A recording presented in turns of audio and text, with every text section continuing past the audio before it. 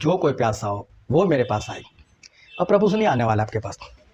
एक बार चल कर आए ना स्वर छोड़कर, अब नहीं आएंगे। अब तो बुलाते मेरे पास आओ, प्यास जगाओ, प्यासे बनो। और प्यास का मतलब होता है, मैं एक बार बात की थी, 12-13 साल का लड़का रेलवे स्टेशन पर बोतल बेच रहा था पानी की, और एक भाई साहब थे, उन्होंने खिड़की से उसको आवाज़ लगाई, बोले बोतल की कीमत क्या है। ना तो लड़के ने उसको कीमत बताई, ना उसके पास गया, चिल्लाता रहा पानी पानी पानी की बोतल, पानी बंद। वहाँ पर एक इंसान ऐसे ही बैठा हुआ था, उसकी ट्रेन नहीं आई थी, वो इंतजार कर रहा था। उसने देखा ये लड़का इतनी मेहनत कर रहा है, वो जो सामने से बुला रहा है, तो गया भी नहीं उसके पास। वो ट्रेन चली गई, लड़के को बुलाया, भाई इधर। जब वो अंकल तुझसे बुला रहे थे, तू गया क्यों नहीं उसके पास। उसने बोला पानी की कीमत क्यों नहीं बताई। बोले मेरा अनुभव है, जिसको प्यास लगती है ना, वो पहले बोतल लेता है, फिर पूछता है कितने पैसे। तो उसको पास प्यास लगी, वो पैसे के सामने नहीं देखता। इसको बोलते प्यास। ऐसी प्यास जगाओ। एक बात और मैंने बताई थी कि रेगिस्तान में इंसान चला गया था, उसको रेगिस्तान क्रॉस करना था, गलती से पानी लेना भूल गया था, और वहाँ कोई मटके में पानी बेच रहा था। पैसा एक गिलास का कितना, बोले 50 रुपये। बोले पागल हो गया, नुट्टे के लिए बैठा है। बोले एक गिलास 1 रुपये का मिलता है, तू 50 में बेचता है। तो कोई बात नहीं, रुपये वाला मिले तो ले लेना। कुछ आगे बढ़ा, थोड़ी सी प्यास और बढ़ गई, एक पानी वाला मिल गया। बोले गिलास पानी दे दे, क्या रेट है। बोले 500 रुपये। लूटने के लिए बैठा है, वो तो अभी 50 रुपये दे रहा था। 50 रुपये कौन सा खरीदा था इससे। और आगे चला गया, प्यास बहुत लगी थी, और एक मटका वाला मिल गया। बोले गिलास पानी का कितना है। बोले 5000 रुपये। बोले लूटने के लिए बैठा था क्या, 500 रुपये में तो मिलता है, तो 5000 की बातें कर रहे। देखो ये कोई प्यास नहीं है। प्यास वाले कभी पैसा नहीं देखते, अभी तो प्यास बुझानी, उसको बोलते हैं प्यास। प्रेज लॉर्ड, जय मसीह की। मैं स्टैनली मैकवान, मेरे YouTube channel Hindi Gujarati Bible study में आपका स्वागत है। मेरे चैनल को आज अभी इसी वक्त आप सब्सक्राइब कर लीजिए और परमेश्वर के ज्ञान में आप बढ़ते जाओ। पवित्र आत्मा वो परमेश्वर है, और उनके बिना हम इस धरती के ऊपर पवित्र जीवन नहीं जी सकते। हमको पवित्र आत्मा की सख्त ज़रूरत है, और पवित्र आत्मा बहुत आसानी से मिल जाते। लेकिन बाइबल में लिखा है कि जो पवित्र आत्मा तुम्हें तुम्हारे दिल में दिया गया है, उससे दुखी मत करो। अगर पवित्र आत्मा दुखी हो जाते तो आपके जीवन से चले जाते, और चले जाते तो फिर हमें तो उनकी ज़रूरत है। उनके बिना हम चल नहीं पाते, उनके बिना हम स्वर्ग में भी नहीं जा सकते। तो अगर दूसरी बार उनको पाना है, क्योंकि आपने दुखी कर कर उनको भगा दिया, तो फिर दूसरी बार अगर उनको बुलाना है तो क्या करना पड़ेगा। क्या आप पवित्र आत्मा खो बैठे हो?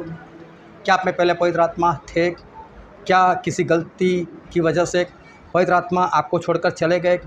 तो किस तरह से आप उनको दोबारा पाओगे, वो जानने के लिए मेरे साथ लगातार इस वीडियो में अंत तक बने रहो।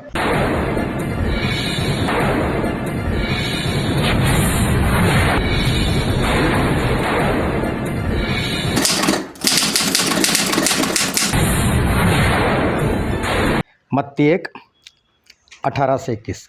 अब यीशु मसीह का जन्म इस प्रकार से हुआ कि जब उसकी माता मरियम की मंगनी यूसुफ के साथ हो गई, तो उनके इकट्ठे होने से पहले से वह पवित्र आत्मा की ओर से गर्भवती पा गई। सो उसके पति यूसुफ ने, जो धर्मी था और उसे बदनाम करना नहीं चाहता था, उसे चुपके से त्याग देने की मनसा की।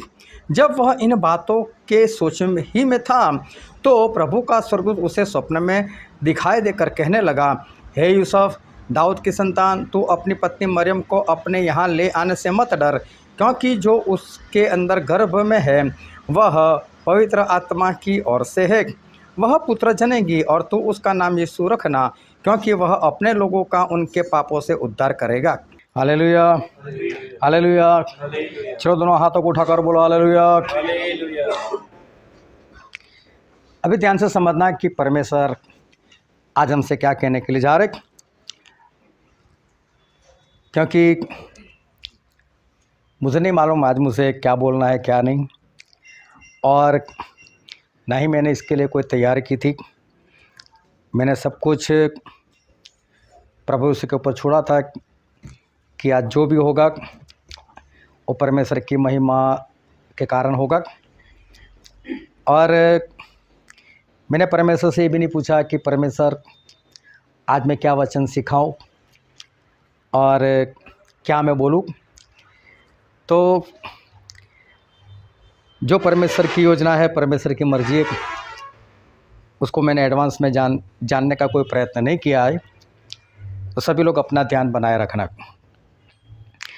यहाँ पर प्रभु यीशु के जन्म की बात हुई है और प्रभु यीशु का जब जन्म होने वाला था और मरियम गर्भवती हुई थी, उस वक्त जब ये बात पता चली उसके पति होने वाले पति यूसुफ को, तब यूसुफ ने ऐसा चाहा, किसी ने उसको चुगली कर दी कि तेरी होने वाली पत्नी हो तो गर्भवती है, तो उसने चाहा कि मैं उस बच्चे को फेंक दूंगा। लेकिन परमेश्वर ने उसको दर्शन दिया सपने में और उसको सपने में कुछ बताया। और एक बार फिर से यहाँ पर पढ़ते उसका 20 वचन पढ़ो। तो जब वह इन बातों के सोच में ही में था तो प्रभु का स्वर्गदूत उसे स्वप्न में दिखाई देकर कहने लगा, हे यूसुफ, दाऊद की संतान, तू अपनी पत्नी मरियम को अपने यहाँ ले आने से मत डर, क्योंकि जो उसके अंदर गर्भ में है वह पवित्र आत्मा की ओर से है। जो उसके गर्भ में है मतलब प्रभु यीशु, वो किससे है? पवित्र आत्मा से। तो प्रभु यीशु का जन्म कैसे हुआ? पवित्र आत्मा से हुआ। मतलब प्रभु यीशु जब इस धरती पर आए उसी वक्त से पवित्र आत्मा से भरे हुए थे। उनका पैदा होना ही पवित्र आत्मा से भरकर था। अभी दूसरी बात कि प्रभु यीशु 30 साल के हो गए। 30 साल के हो गए तब तक उन्होंने कोई काम ही नहीं किया। कोई काम नहीं किया मतलब जिस काम के लिए वो आए थे उनमें से कोई काम नहीं किया। हो सकता है वो अपने माता पिता के अधीन रहकर, उनके अधीनता में, हो सकता है बाज़ार गए हो, बाज़ार से कुछ चीज़ खरीद कर उनको ला कर दी हो, या तो उनके पिताजी जो संसार के थे, सुथार थे, तो उनको काम में कोई सहायता की हो, वो सब अलग से बात है। लेकिन जिस काम से प्रभु यीशु आए थे उसमें से कोई काम उन्होंने नहीं किया था 30 साल तक। 30 साल के बाद जब 30 साल उनके ख़त्म हुए, वो गए यूहन्ना के पास जो बपतिस्मा दे रहे थे। उनके पास जाकर उन्होंने बपतिस्मा लिया। बपतिस्मा लेने के बाद वो चले गए जंगल में और वहाँ पर जाकर 40 दिन 40 रात तक वो भूखे रहे। उन्होंने उपवास किया और 40 दिन तक वो वहाँ पर शैतान के साथ, उसके दुष्टात्माओं के साथ वहाँ पर वो रहे। शैतान के साथ रहने का मतलब ये नहीं है कि वो खुद चलकर शैतान के पास गए, लेकिन शैतान वहाँ पर प्रभु यीशु के पास गया और उसने चाहा कि मैं यीशु को किस तरह से पाप करवाऊँ। और अगर बाइबल पढ़ोगे तो आपको पता चलेगा कि शैतान 40 दिन नहीं आया था, वो शुरू से था। 40 दिन जब शुरू हुए तभी से शैतान प्रभु यीशु के साथ था और उसने चाहा कि मैं यीशु को किस तरह से पाप कराऊँ, किस तरह से पाप कराऊँ। लेकिन बाइबल में सिर्फ 3 बातें लिखी हुई है जो उनका परीक्षण हुआ, उसकी 3 बातें बाइबल में लिखी है। अभी यीशु मसीह पवित्र आत्मा से भरे हुए थे, 30 साल हो चुके थे पवित्र आत्मा से भरे हुए रहकर। अभी उनको उपवास करने की क्या ज़रूरत थी? उनको 40 दिन तक भूखा प्यासा रहने की क्या ज़रूरत थी? 40 दिन तक शैतान के साथ लड़ने की क्या ज़रूरत थी? जबकि 30 साल से उन्होंने कोई गुनाह नहीं किया, 30 साल से उन्होंने कोई पाप नहीं किया, वो पवित्र है। 30 साल तक वो पवित्र आत्मा से भरे हुए थे। सोचो, आप लंबे अरसे तक पवित्र आत्मा से भरे हुए, लंबे अरसे तक आपने कोई गुनाह नहीं किया, कोई पाप नहीं किया, तो सोचो अंदर कितना सामर्थ्य होना चाहिए, अंदर कितना पराक्रम होना चाहिए। तो अभी और परमेश्वर को, प्रभु को और क्या चाहिए कि जिसके कारण अभी भी वो 30 साल के पवित्र आत्मा की भरपूर के बाद अभी वो उपवास कर रहे। उपवास में ऐसा हुआ कि शैतान ने आकर ऐसा कहा कि यीशु, अगर तू परमेश्वर का पुत्र है तो इन पत्थरों को कहे कि वो रोटी बन जाए और तू खा ले। तुझे भूख लगी है, प्रभु को भूख लगी थी, लेकिन प्रभु ने मना कर दिया। बोले बाइबल में ऐसा लिखा है कि इंसान सिर्फ रोटी से जिंदा नहीं रहता, लेकिन हर एक शब्द जो परमेश्वर के मुंह से निकलता है उससे वो जिंदा रहता है। बोलो मुझे नहीं खाना, मैं नहीं खाऊंगा। क्या रोटी खाना गुनाह है? क्या रोटी बनाकर खाना पाप है? उपवास के बाद भूखे अगर है तो क्या खाना गुनाह है? कोई गुनाह नहीं था। लेकिन यहाँ पर शैतान एक बात बता रहे, अगर तू परमेश्वर का पुत्र है तो सबूत दे। तू क्या तू सच में परमेश्वर का पुत्र है? परमेश्वर का पुत्र है तो मुझे सबूत दे। इन पत्थरों को बोल रोटी बना दे, बना और खा। मतलब परमेश्वर का पुत्र ये काम कर सकता है, इंसान का पुत्र ये काम नहीं कर सकता। हम में से किसी को बोलो, पत्थर को बोलो रोटी बन जाओ, हमसे नहीं बनेगी। लेकिन प्रभु से बोले तो रोटी बन सकती है। भाई तू तो परमेश्वर का पुत्र है ना, तो अपने आप को परमेश्वर का पुत्र समझ, बता तू है या नहीं। लेकिन प्रभु ने कर नहीं बताया। हाँ अभी बता देता हूँ, चल कितने पत्थर बोल, 10 पत्थर 15 पत्थर, कितने पत्थर की रोटी बनाओ। नहीं बोला, इसकी बातों में नहीं आए। बोलो मुझे नहीं बनानी रोटी, क्योंकि रोटी से इंसान जिंदा नहीं रहता, लेकिन हर एक शब्द जो परमेश्वर के मुंह से निकलता है उससे जिंदा रहता है।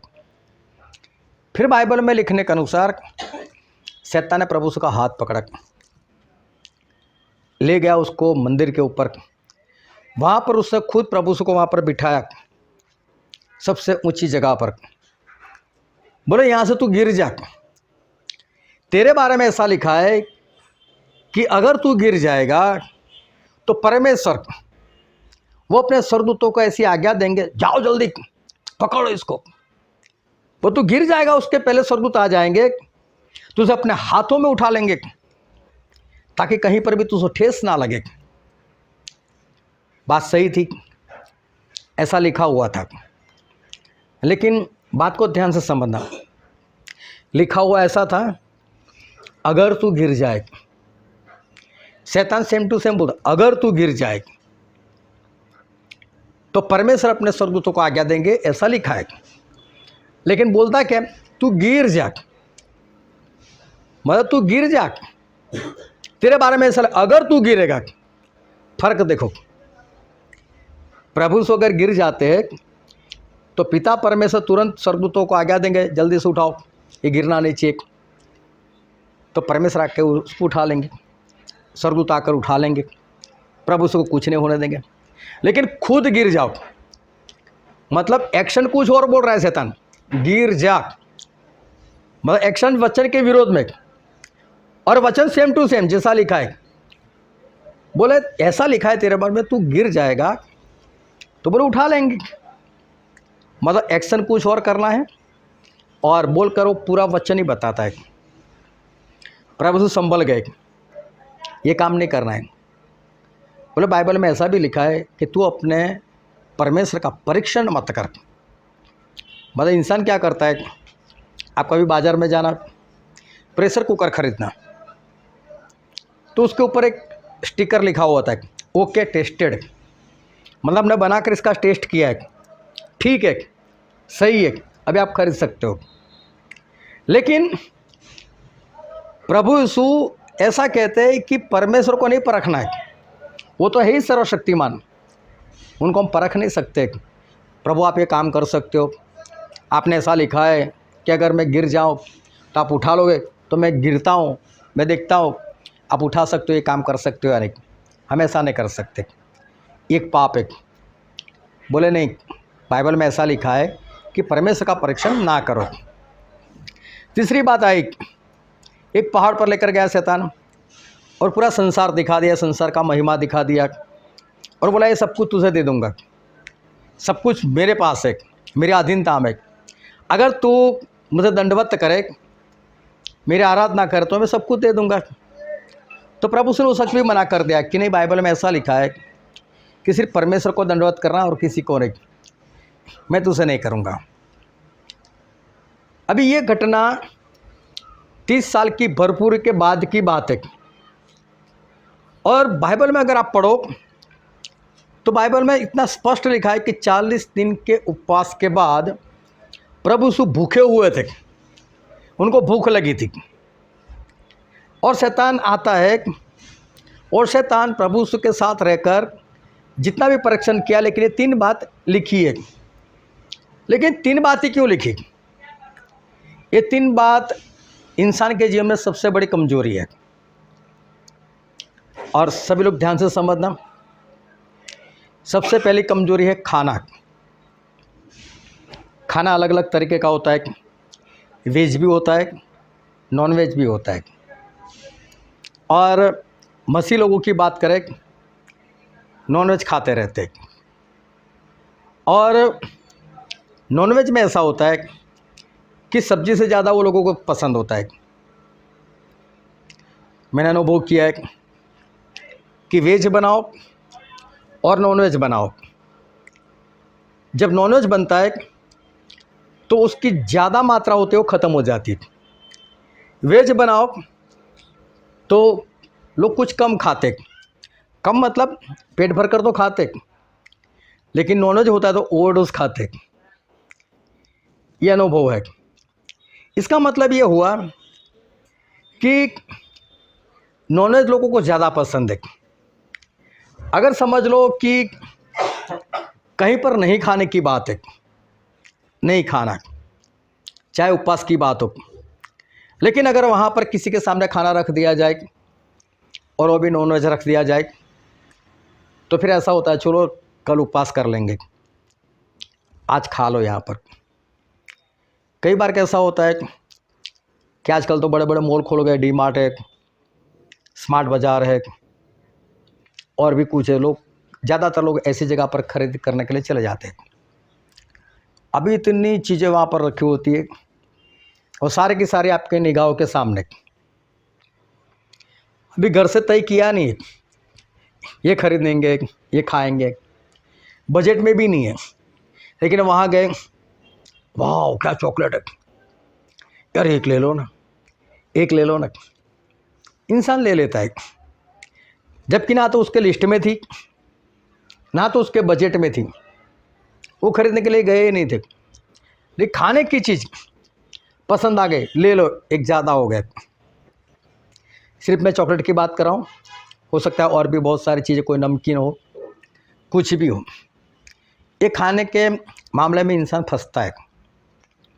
और प्रभु यीशु 30 साल से पवित्र आत्मा से भरे हुए थे। उसके बाद जो शैतान परीक्षण करता है उसमें खाने वाली बात रखी। इसका मतलब ये खाने वाली बात इतनी बड़ी है, ये इतना बड़ा पाप है, या तो इतनी बड़ी लालच है कि इंसान इसमें फंस सकता है। जो 30 साल से पवित्र आत्मा से भरे हुए वो भी इंसान फंस सकता है। तभी शैतान ने ये काम किया कि ये खा ले तू। खाना भी क्या, सिंपल सा रोटी, लेकिन बोला खा ले, तो समझ लो एक खाने की चीज़ ये आपको कभी भी पाप में गिरा सकती है। दूसरी बात, ऊपर से नीचे गिर जा, तेरा नाम रोशन हो जाएगा, तेरा नाम बड़ा हो जाएगा। एक दूसरी बात कि 30 साल से जो इंसान जो पवित्र आत्मा से भरा हुआ है वो ये गुनाह कर सकता है कि अपना नाम कमाने के लिए, अपना नाम ऊंचा हो, उसके लिए वो गलत काम कर सकता है, पाप कर सकता है। मैं बोल रहा हूँ, समझ में आ रहा है? आप लोगों ने जो पाप लिखे उससे बड़े पाप की मैं बात कर रहा हूँ, जिसकी संभावना है। 30 साल से जो पवित्र आत्मा से भरे उनको किस तरह से पाप में गिराया जाए, उसमें जो शैतान को सबसे बढ़िया नजर आए वो 3 की बात कर रहा हूँ। तीसरी बात क्या है, इस संसार में जो भी था वो सब कुछ दिखाया, बोले सब कुछ मैं तुझे दे दूंगा, लेकिन तू मुझे दंडवत कर। कई बार ऐसा होता है कि हमें संसार की बातें अच्छी लगती है, संसार की कई ऐसी बातें, आज समझ लो एंड्रॉयड मोबाइल ये संसार का ही है। मोबाइल का सही इस्तेमाल क्या है, बस फ़ोन करो और फ़ोन सुनो। इससे ज़्यादा अगर इसका इस्तेमाल अगर आज की तारीख में हम सोचें तो चलो परमेश्वर का कोई वचन देख लो, चलो परमेश्वर का कोई गाना सुन लो। लेकिन मैं बोलता हूँ, क्या पहले इस तरह से हम वचन सुनते थे, इस तरह से गाना सुनते थे? पहले टेप रिकॉर्डर वगैरह हुआ करता था। चलो मान लो सीडी वगैरह होती थी तो हम देख लेते थे, कभी वीडियो देख लेते थे, कभी गाना सुन लेते थे। लेकिन आज ऐसे हालत हो गए कि इसके बिना चलता नहीं है। तो ये भी एक गुनाह है, ये भी एक पाप है कि संसार की जो बातें हैं उसमें इंसान फंस सकता है। ऐसी बहुत सारी बातें, जैसे समझ लो कि आपके घर में डबल बेड है, लेकिन और भी आपको पसंद आ गया, यार इससे ये अच्छा है, एक और ले लेते। हो सकता है उसकी आपको ज़रूरत ना हो सकता है बाइक की ज़रूरत ना हो, कार की ज़रूरत ना हो, आपके पास है, लेकिन उससे बढ़िया यार ये मिल जाए तो अच्छा है। काम तो चलता ही है, लेकिन फिर उससे बड़ी या उससे अच्छी चाहिए। तो ये 3 बातें ऐसी है कि जिसमें शैतान को ऐसा लगा कि मैं प्रभु यीशु को गिरा सकता हूँ। मतलब प्रभु यीशु शैतान की बात है, टॉप लेवल की बात है, तो उनके सामने हम तो कुछ नहीं। तो ये 3 चीज़ें ऐसे जिसमें हम पाप कर सकते, गुनाह कर सकते। इससे हमें सावधान रहना है कि शैतान हर बार एक ही बात बोली कि अगर तू परमेश्वर का पुत्र है तो बोले तू ये कर कर बता, परमेश्वर का पुत्र है तो तू कर कर दिखा। तो इंसान जोश में आ जाता है। लेकिन मैं जो खास बात हम जिस कारण से इकट्ठा हूँ वो है पवित्र आत्मा। हमारा सब्जेक्ट पवित्र आत्मा है, तो मैं पवित्र आत्मा की बात करना चाहता हूँ। क्या 30 साल जो पवित्र आत्मा से भरा हुआ है, क्या उससे भी गुनाह हो सकता है? हाँ, हो सकता है। इसका मतलब ये हुआ कि जो प्रभु यीशु पवित्र आत्मा से ही पैदा हुए थे, पवित्र आत्मा से इस धरती पर आए थे, वो 30 साल के बाद जब एक बार बपतिस्मा के लिए जाते हैं और बपतिस्मा के पानी से जैसे ही बाहर आते, उनके ऊपर एक बार फिर पवित्र आत्मा आते। जब दूसरी बार पवित्र आत्मा आए, मेरे शब्दों को ध्यान से समझना, पवित्र आत्मा थे, निकले नहीं थे, लेकिन एक बार फिर आए। उसके बाद उनको ऐसा लगा कि मुझे उपवास करना चाहिए। मालूम है आप समझ पा रहे हो नहीं, मैं कुछ गहरी बात बताना चाहता हूँ। मैं ऐसे व्यक्ति की बात कर रहा हूँ जिसके पास 30 साल से पवित्र आत्मा है ही है, 30 साल से कोई पाप नहीं हुआ। देखने जाओ तो उसको अपने आप पर कितना भरोसा होना चाहिए। 30 साल से मैंने कोई पाप नहीं किया, 30 साल से मेरे से कोई गुनाह नहीं हुआ, वो कितने फॉर्म में होने चाहिए। आ जा शैतान, देख लूँगा मैं तुझसे। एक बार वडोदरा में मीटिंग थी, एक बड़े पास्टर आए थे और उनका नाम ऐसा था, बहुत लोग उनको देखने के लिए आए थे। जैसे ही आराधना के बाद वो स्टेज पर आए, जैसे उन्होंने माइक लिया वैसे ही माइक बंद। और उन्होंने सबसे पहले जो शब्द इस्तेमाल किए, बोले कोई ये मत सोचना शैतान आ गया, बोले मैं यहाँ पर हूँ, शैतान नहीं आ सकता। ये उनके शब्द थे, घमंड से भरकर बोल रहे थे कि मैं हूँ, शैतान मेरे पास नहीं आ सकता। तभी मुझे सोच आई, मैंने बोला शैतान तो प्रभु के पास भी चला गया है। जो प्रभु के पास जा सकता है वो तो किसी भी परमेश्वर के दास के पास जा सकता है, चाहे कितना भी सामर्थ्य हो। तो मुझे बात थोड़ी सी अजीब लगी, लेकिन एक घमंड, मैं परमेश्वर का दास, मेरे से इतने चमत्कार होते। तो मैं प्रभु से की बात कर रहा हूँ जिनके पास 30 साल से पवित्र आत्मा भरे पड़े, 30 साल से उन्होंने गुनाह नहीं किया, पाप नहीं किया। वो तो कितने फॉर्म में, कितने आत्मविश्वास से भरे, आना है मैं देख लूँगा तुझे। लेकिन प्रभु से ये बात नजर नहीं आती। अभी क्या हुआ, दूसरी बार का मतलब समझना, प्रभु के अंदर पवित्र आत्मा थे, निकले नहीं, लेकिन एक बार फिर पवित्र आत्मा आए और इस बार प्रभु को ऐसा लगा जो आज 30 साल तक नहीं लगा था, लेकिन अब उनको ऐसा लगा मुझे उपवास करना चाहिए। और उपवास भी कितने, लगातार 40 दिन रात ऐसा नहीं आज रात खाया फिर दूसरी रात खाया तीसरी रात खाया, ऐसा नहीं। रात रात में नहीं खाते थे, ना सुबह ना शाम ना दोपहर, कभी भी खाया नहीं, 40 दिन तक लगातार। प्रभु यीशु को ये ज़रूरत महसूस क्यों हुई? एक एक शब्दों का ध्यान में रखना कि जिस कारण से आप लोग आए हो उसमें सफलता मिलनी चाहिए। जो 30 साल से जिन्होंने पाप नहीं किया, जो 30 साल से पवित्र आत्मा से भरे हुए, एक बार फिर पवित्र आत्मा उनके ऊपर आते, उनको ये महसूस क्यों हुआ कि मुझे उपवास करना चाहिए? वो भी 1 नहीं 2 नहीं 3 नहीं 40, वो भी मुझे सुबह शाम दोनों टाइम उपवास करना है। क्यों ऐसी ज़रूरत उनको महसूस हुई? क्योंकि प्रभु यीशु जानते थे कि अब मेरा सही वक्त आया है। अभी तक मैं संसार में ही था, लेकिन अब संसार में मेरा कोई और काम शुरू होने के लिए जा रहा है। अब मुझे कुछ और करना है। देखो, आप जब तक घर में बैठे हो, जॉब करते हो, घर में खाना खाते हो, रिश्तेदार के पास जाते हो, शादी में जाते हो, वहाँ तक एक आम सा जीवन है, कोई बात नहीं, जियो। प्रभु उसका आम सा जीवन था 30 साल तक। अभी उनको मालूम था कि अभी मुझे बाहर निकलना है। निकलते थे पहले भी बाहर, लेकिन अब किसी और कारण से निकलना है। अब क्यों निकलना है? गरीबों को सुसमाचार देने के लिए, अंधे को आंखें देने के लिए, जो बंधन में उनको छुड़ाने के लिए। अब ये सारा काम कैसा था कि सारे काम में लड़ाई थी। किसके साथ? शैतान के साथ। आज तक भी भरे हुए थे पवित्र आत्मा से।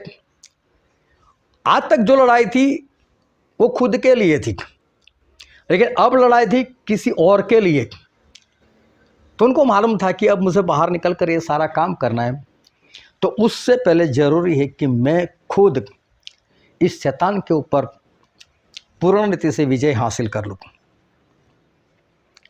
इसलिए उन्होंने उपवास करना चाहा।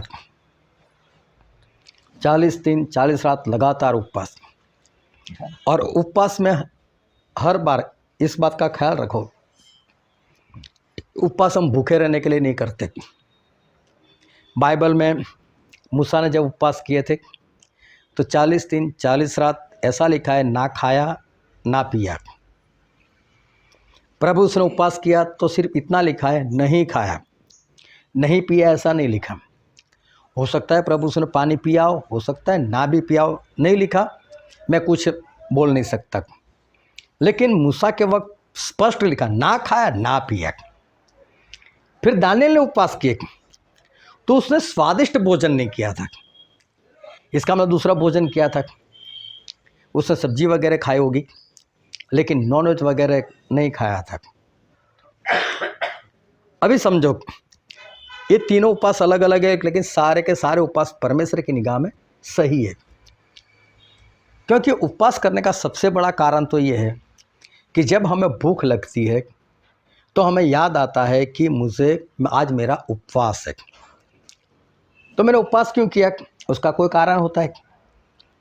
मेरे से पाप होते हैं, मुझे पाप नहीं करना है, या तो मुझे कोई पवित्र आत्मा का वरदान चाहिए इसलिए मैंने उपवास किया, या तो मुझे पवित्र आत्मा चाहिए मैंने उसके लिए उपवास किया। कोई काम से हमें उपवास करना है, कोई कारण होता है उसका। तो जब भूख लगती है तो पता चलता है कि भूख क्यों लगी, उपवास है। उपवास क्यों? ये चाहिए मुझे। ये कब मिलेगा? जब मैं बिना पाप जीवन जीऊँगा, मुझे पाप नहीं करना है। तो उपवास समझ लो आपके शरीर को कमज़ोर करता है, लेकिन उपवास आपके शरीर को बलवंत करता है।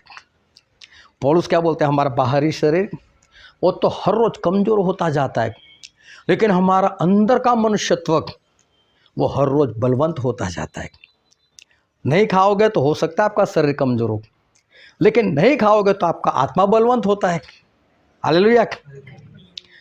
तो इस बात को समझो। तो प्रभु यीशु को मालूम था कि मुझे अभी आत्मा में और मजबूती पानी, क्योंकि मुझे बाहर निकलना है। अभी मेरी लगातार फाइट चलेगी शैतान के साथ, अभी मुझे मरना भी है, मुझे प्राण देना है, मुझे प्राण देने तक विश्वास योग्य रहना है।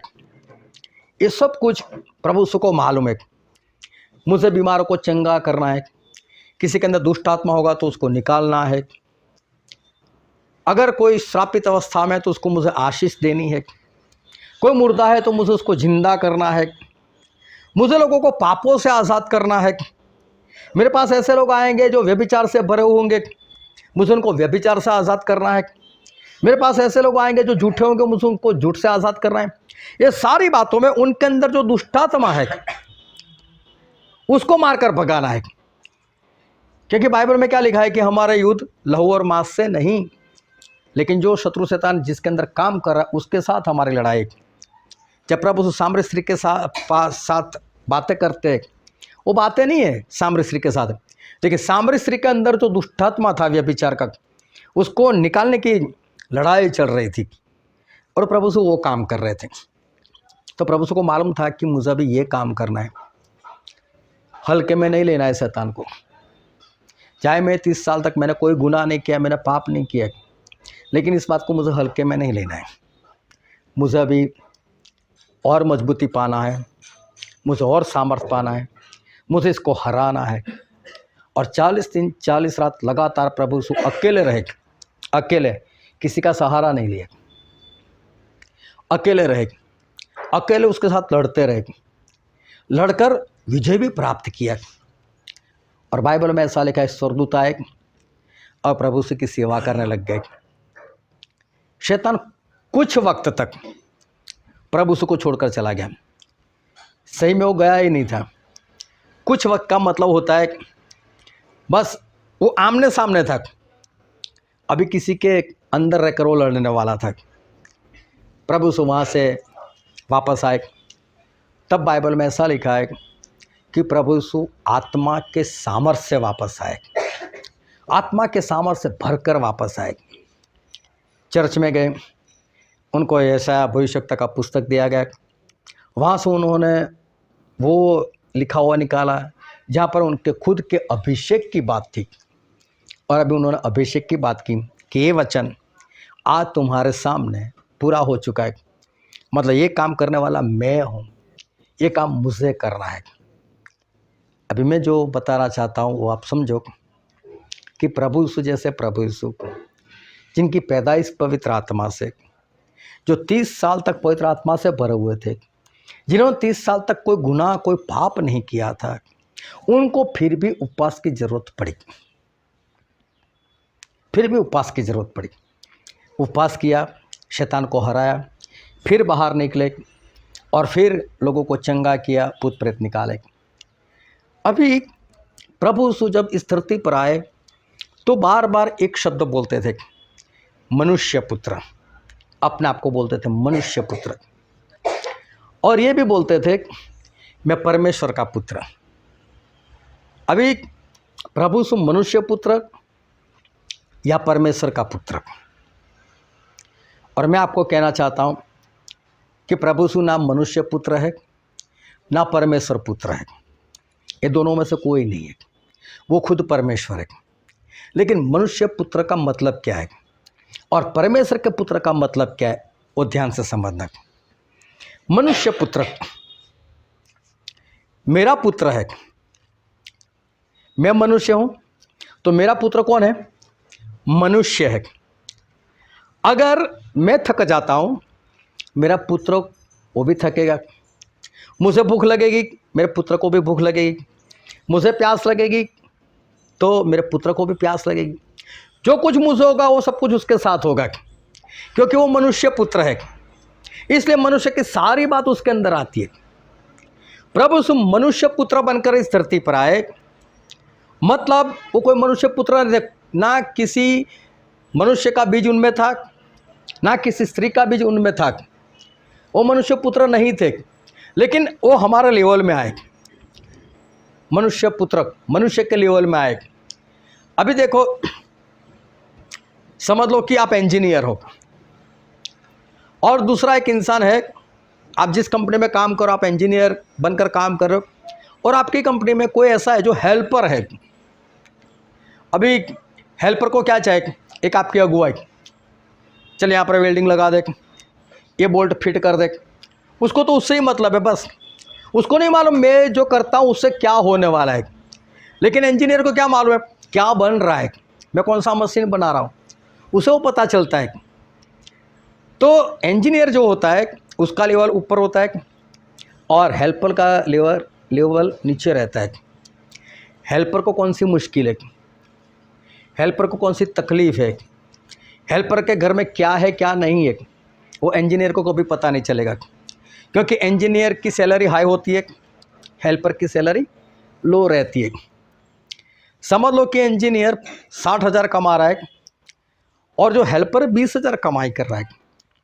दोनों के घर में 4-4 लोग हैं, लेकिन एक को 60,000 में गुजारा करना है, एक को 20,000 में गुजारा करना है।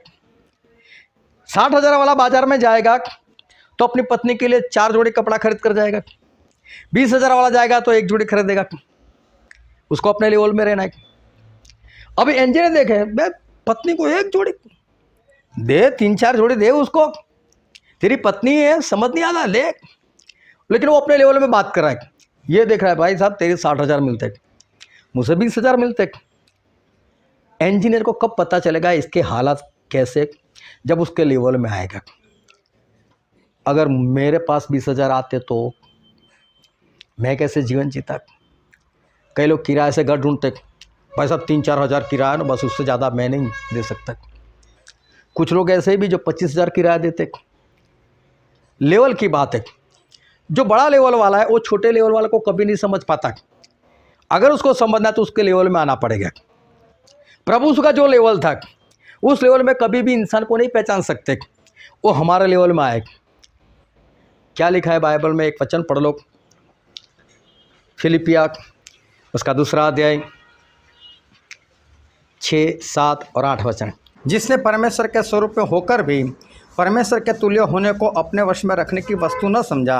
अभी ध्यान में समझो, जो परमेश्वर के तुल्य थे, परमेश्वर की समानता में थे, लेकिन उन्होंने परमेश्वर की समानता में रहना नहीं चाहा। प्रभु से किसकी समानता में? परमेश्वर, खुद परमेश्वर है, लेकिन वो समानता में रहना नहीं चाहा और वरन अपने आप को ऐसा शून्य कर दिया और दास का स्वरूप धारण किया और मनुष्य की समानता में हो गया। मनुष्य की समानता में आए। प्रभु से कौन थे? परमेश्वर।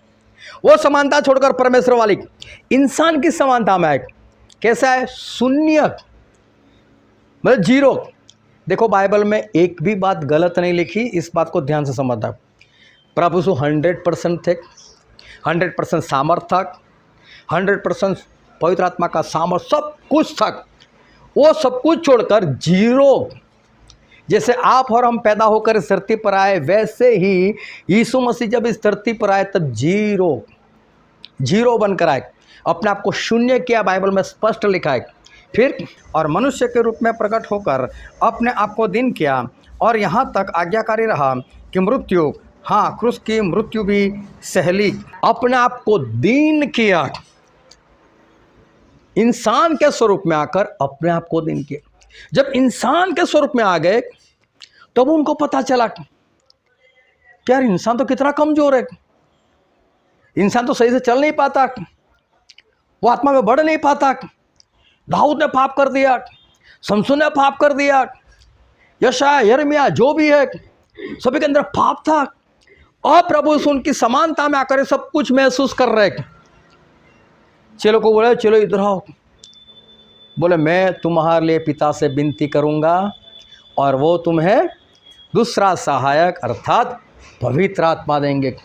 प्रभु उसको को पता चला इसके बिना इनका जिंदा रहना, परमेश्वर में बने रहना, आज्ञाकारी में बने रहना हो ही नहीं सकता। कितना डांटते थे पुराने नियम में, कितना मारते थे लोगों को, लेकिन जब समानता में आए तो मनुष्य पुत्र होकर मनुष्य के दुखों को, दर्दों को, कमजोरियों को जाना और जानकर बोला कि इनको सख्त जरूरत है पवित्र आत्मा की। मालूम था पवित्र आत्मा नहीं आ सकते, कोई बात नहीं, मैं लहू बहाऊंगा, मैं अपना प्राण दे दूंगा, पिता से विनती करूंगा, लेकिन पवित्र आत्मा की तो जरूरत है ही है, इनको भेजूंगा, पक्का भेजूंगा। इनको पता चला। अब दूसरी बात, वो अपने आप को परमेश्वर का पुत्र क्यों कहते थे?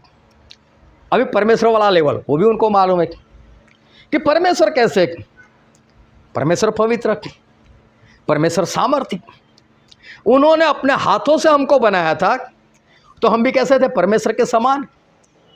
परमेश्वर के समान थे तो परमेश्वर आते थे, मिलते थे, बातें करते थे। अब परमेश्वर की समानता चली गई तो परमेश्वर ने भी मिलना छोड़ दिया। जबकि परमेश्वर ने बनाया क्यों हमको? उनके साथ बातें करे, उनके साथ संगति करे। तो परमेश्वर हमको बचाना क्यों चाह? क्योंकि परमेश्वर वही चाहते हैं कि एक बार फिर इनके साथ में मिलूं। लेकिन मिलेंगे कैसे? इंसान वापस वैसा होना चाहिए। हालेलुया। इंसान वापस वैसा होना चाहिए। प्रभु सुने जाना, पवित्र आत्मा देना पड़ेगा। इनको पवित्र आत्मा की भरपूरी देनी पड़ेगी, विनती करनी पड़ेगी, कोई बात नहीं, लेकिन इनको चाहिए पवित्र आत्मा। ये लोग फिर सामर्थ्य हो जाए, फिर पवित्र आत्मा से भर जाए, फिर शैतान से लड़े, फिर शैतान को हराए, उसको ख़त्म करे, और ये सारे लोग परमेश्वर के समानता में आ जाए ताकि मेरे साथ स्वर्ग में रह सके। तो इंसान लोगों को, मतलब हमको प्रभु ने सारी बातें बताई। पाप करोगे, पाप में मरोगे, लेकिन इतना नहीं, पाप नहीं करना है तो कोई बात नहीं, मैं पवित्र आत्मा दूंगा। देखो सारी बात, कोई आज्ञा हमारे ऊपर ऐसे बोझ बनाकर नहीं डाली। बिना पवित्र आत्मा आप स्वर्ग नहीं पहुंच सकते। ये बयाना है, मैं बाप से विनती करूंगा, मैं दिलाऊंगा। देखो दो बातें प्रभु से की। दो बातें कहने का मतलब, बोलते वहां जाना तो इतना करना पड़ेगा, और दूसरी बात वो करने के लिए मैं करता हूं, मैं देता हूं ना। समझ में आ रही बात सभी को? वहां जाना है तो पवित्र बनना पड़ेगा, लेकिन मैं देता हूं ना पवित्र आत्मा, बनोगे पवित्र आप। मैं मेरा लहू बहाता हूं ना, बपतिस्मा ले लेना, मेरे लहू से मैं आपको शुद्ध कर दूंगा, पवित्र कर दूंगा। मतलब वहां पर जाने के लिए, समझ लो आपको अमेरिका जाना है, ट्रम्प बोलता है अमेरिका आने के लिए आपको इतना इतना करना पड़ेगा, लेकिन वो तो सिर्फ बोलता है। लेकिन प्रभु से क्या बोलते हैं? इतना इतना करना पड़ेगा, और सब कुछ करने के लिए मैं सब कुछ देता हूं। कितना आसान हो गया। समझ में आ रही सभी को बात? थोड़ा भारी लगता है, लेकिन ध्यान से समझ। प्रभु से ऐसा कहना चाहते हैं, वहाँ स्वर्ग में जाने के लिए इतना इतना आपके पास होना चाहिए। और दूसरी बात बताते, वो सारा कुछ मैं ही तुमको दे दूंगा। मगर उनकी दया भी देखो, उनकी आज्ञा भी देखो। तो जहाँ पर जाना है वहाँ के लिए हमको क्या करना है, वो सब कुछ प्रभु से बताते, और वो करने के लिए हमको क्या चाहिए वो सब कुछ देते भी हैं। भाई साहब आप अहमदाबाद आ जाओ, लेकिन सामने कार भी भेजते हमारे घर तक, तो बस हमको तैयार होकर बैठना ही है बस। इतना आसान प्रभु से स्वर्ग जाना करती है। मतलब मनुष्य पुत्र, मतलब हमारे दर्द को, हमारे कमजोरियों को जाना, हमको क्या चाहिए वो दिलाया। परमेश्वर के बेटे होकर हमको ये सिखाया कि परमेश्वर ऐसे, ये सारी बातें उनको चाहिए, ऐसा बनना ही पड़ेगा, लेकिन उसके लिए मैं सब कुछ देता हूँ। तो प्रभु से खुद परमेश्वर है, लेकिन कुछ वक्त तक हमारे पास परमेश्वर के पुत्र बनकर और मनुष्य पुत्र बनकर हमारे साथ रहे, ताकि दोनों का समाधान करे। और इसलिए एक वचन पढ़ते हैं, 2 कोरिन्थी उसका 5वां अध्याय 18 और 19 पढ़ो तो। और सब बातें परमेश्वर की ओर से है, जिसने मसीह के द्वारा अपने साथ हमारा मेल मिलाप कर दिया और मेल मिलाप की सेवा हमें सौंप दी है। अर्थात परमेश्वर ने मसीह में होकर अपने साथ संसार का मेल मिलाप कर लिया। देखो, मसीह के द्वारा परमेश्वर और हमारा मेल मिलाप नहीं था। हम दोनों साथ में नहीं रह सकते थे, हम स्वर्ग में नहीं जा सकते थे। प्रभु यीशु बीच में आए, हमारे और परमेश्वर के बीच में आए। परमेश्वर बोला आपको क्या चाहिए, इंसान को कैसा बनाओ, वहाँ पर आने क्या करूँ तो आप ले लोगे, कैसे इंसान चाहिए, मुझे पवित्र चाहिए, मुझे सामर्थ्य चाहिए, मुझे आज्ञाकारी करने वाला चाहिए, जो शैतान के साथ संबंध आ रखा है ऐसा मुझे चाहिए। कोई बात नहीं, मैं इनको ऐसा बनाता हूँ। फिर हमारे पास आ, देखो परमेश्वर इतना इतना चाहते, और ऐसा करने के लिए आपको पवित्र आत्मा की जरूरत, मैं वो भी दे देता हूँ। चलो दोनों मिल जाओ। समझ में आ रही बात? दोनों को मिला है। आगे पढ़ो। और मेल मिलाप की सेवा हमें सौंप दी है। अर्थात परमेश्वर ने मसीह में होकर अपने साथ संसार का मेल मिलाप कर लिया और उनके अपराधों का दोष उन पर नहीं लगाया, और उसने मेल मिलाप का वचन हमें सौंप दिया है। मेल मिलाप का वचन परमेश्वर ने हमको दिया, मतलब परमेश्वर के दास लोग वही काम कर रहे थे। परमेश्वर के दास लोगों का काम वही है जो प्रभु यीशु ने किया था। भाई साहब, परमेश्वर इतना इतना चाहते हैं और प्रभु से इतना इतना देते हैं, आप ये ले लो, यहाँ पर पहुँच जाओ। बस मेल मिलाप ये प्रभु से हुआ, हमारा और पिता परमेश्वर का। लेकिन आगे पढ़ो इसका 20 वचन। सो हम मसीह के राजदूत हैं, मानो परमेश्वर हमारे द्वारा विनती करते हैं। देखो बहुत ध्यान से, परमेश्वर हमारे द्वारा क्या कर रहे हैं? विनती कर रहे हैं। हम मसीह की ओर से निवेदन करते हैं कि परमेश्वर के साथ मेल मिलाप कर लो। देखो परमेश्वर का दास वही कर रहा है। परमेश्वर का दास यही सिखा रहा है कि भाई साहब मेल मिलाप कर लो परमेश्वर के साथ। परमेश्वर खुद विनती करते हैं, मेरे साथ मेल मिलाप करो। कितने अच्छे हमारे परमेश्वर। ज़्यादातर लोगों को ऐसा लगता है कि परमेश्वर ने सारी आज्ञा हमारे ऊपर थोप डाली है। ऐसा नहीं है। वो आज्ञा हम मान सके इसलिए सामर्थ्य भी दिया है, पवित्र आत्मा भी दी है। बहुत आसान है, हम सब कुछ कर सकते हैं। और परमेश्वर खुद चाहते हैं कि मेरे साथ समाधान करो। और हम पापी थे, प्रभु यीशु पवित्र थे, लेकिन मालूम है प्रभु यीशु को मरना क्यों पड़ा? हमारे सारे पापों को उनके ऊपर डाल दिया। क्यों? बस हमारा और पिता का मेल मिलाप हो जाए। ये परमेश्वर की भी मर्जी है, ये प्रभु यीशु की भी मर्जी है। और इसलिए परमेश्वर चाहते हैं कि आप मेरे साथ प्रभु यीशु के जरिए मेल मिलाप कर दो। एक बात पक्की, हमको जाना कहाँ है? स्वर्ग में। स्वर्ग में जाने के लिए हमें चाहिए पवित्र आत्मा। पवित्र आत्मा के बिना हम आज्ञाकारी नहीं कर सकते। पवित्र आत्मा के बिना हम सामर्थ्य प्राप्त नहीं कर सकते। पवित्र आत्मा के बिना समझो हम कुछ भी नहीं कर सकते। पवित्र आत्मा हमको नहीं मिल सकते थे, लेकिन परमेश्वर प्रभु यीशु ने ये काम कर दिया कि हमें पवित्र आत्मा दिलाया। आज भी पवित्र आत्मा हमारे बीच में।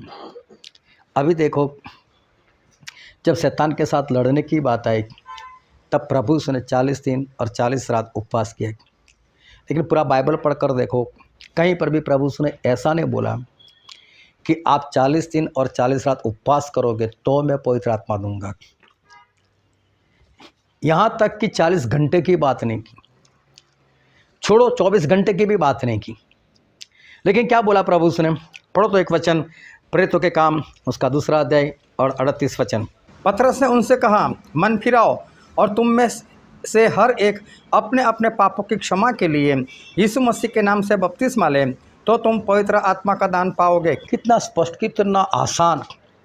बोला भी कुछ नहीं करना है, 1 घंटे का उपवास नहीं, खाओ पियो ऐश करो, बस जाओ मन फिराओ, अपने पापों से तौबा करो, पश्चाताप करो और जाकर बपतिस्मा ले लो।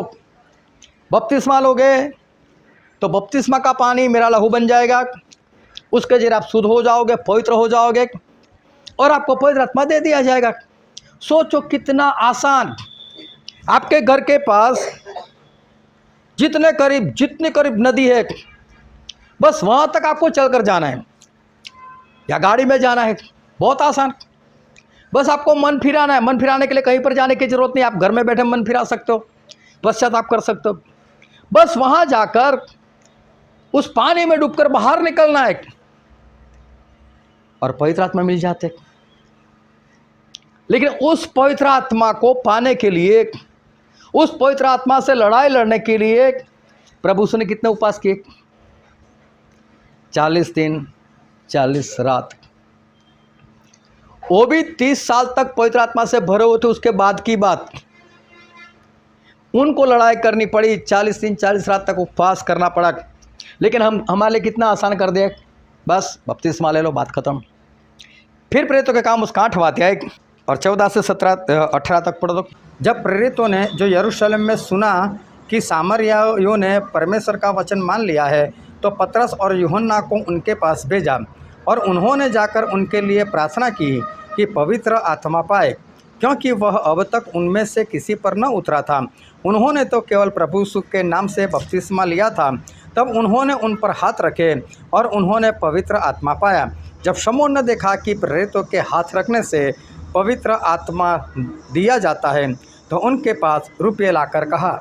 देखो, प्रेरितों के हाथ रखने से पवित्र आत्मा दिए जाते। प्रेतों के हाथ रखने से और आसान। बस एक प्रेत को ढूंढो, प्रेत को बुलाओ और प्रेत बपतिस्मा के बाद उसके सर के ऊपर हाथ रखे और उस व्यक्ति को पवित्र आत्मा मिल जाएगी। उसने कैसे गुनाह किए थे कोई मतलब नहीं, कितने पाप किए थे कोई मतलब नहीं, बस एक ही काम करना है, उसको मन फिराना, पापों से तौबा करना, पश्चाताप करना, बपतिस्मा लेना। बपतिस्मा भी कोई परमेश्वर का दास देगा, फिर उसके लिए पवित्र आत्मा के लिए एक प्रेत प्रार्थना करेगा और वो पवित्र आत्मा से भर जाएगा। कितना आसान। अभी पवित्र आत्मा तो आ गए, अभी पवित्र आत्मा की शुरुआत है उसके अंदर। अब इसको लड़ाई करनी है। पवित्र आत्मा मिल चुके हैं, अब पवित्र आत्मा से इसको चलना है, सामर्थ्य मिल चुका है, सब कुछ हो चुका है। बस अब इसको एक ही काम करना है, पवित्र आत्मा की अधीनता में रहकर सारे कदम उठाने। यहीं से गड़बड़ की एक शुरुआत कि इंसान को ये समझ नहीं आता कि कितनी महंगी चीज़, और मैं तो बोलता हूँ महंगी भी नहीं, अनमोल, कितने पैसे खर्च करो तो आपको पवित्र आत्मा मिलेगी। एक और पूरी दुनिया का सोना रख दो, एक और पवित्र आत्मा रख दो, पवित्र आत्मा का पलड़ा नीचे चला जाएगा। पूरी दुनिया का सोना पवित्र आत्मा को खरीद नहीं सकते, रुपया खरीद नहीं सकते, किसी से भी नहीं, ना किसी की पहचान लगाओ उससे पवित्र आत्मा मिल सकते नहीं। लेकिन फिर भी आसान कितना कि पवित्र आत्मा हमारे अंदर आ जाते। लेकिन इंसान इस बात की जो कीमत करनी चाहिए, कदर करनी चाहिए, वो नहीं करता। और कुछ दिन के बाद, कुछ महीने के बाद या कुछ साल के बाद वो वापस संसार में जाने का प्रयत्न करता है। फिर वही पवित्र आत्मा को बोलता है, बैठो यार, अभी इतना कर लेने दो, इतना कर लेने दो। उस पवित्र आत्मा को जो उसके अंदर नहीं आ सकते थे लेकिन परमेश्वर की कृपा से आए, उस पवित्र आत्मा को वो दुखी करता है। जब पवित्र आत्मा दुखी होते तो पवित्र आत्मा चले जाते। अब पवित्र आत्मा चले गए, दुखी होकर चले गए। अभी देखो वापस उनको बुलाना है, वापस पवित्र आत्मा चाहिए। अब वापस किसको चाहिए? कि जिसको ये महसूस होगा कि नहीं, मैंने बड़ी गलती कर दी। अब समझ लो कि आपके घर आपका कोई रिश्तेदार आया था,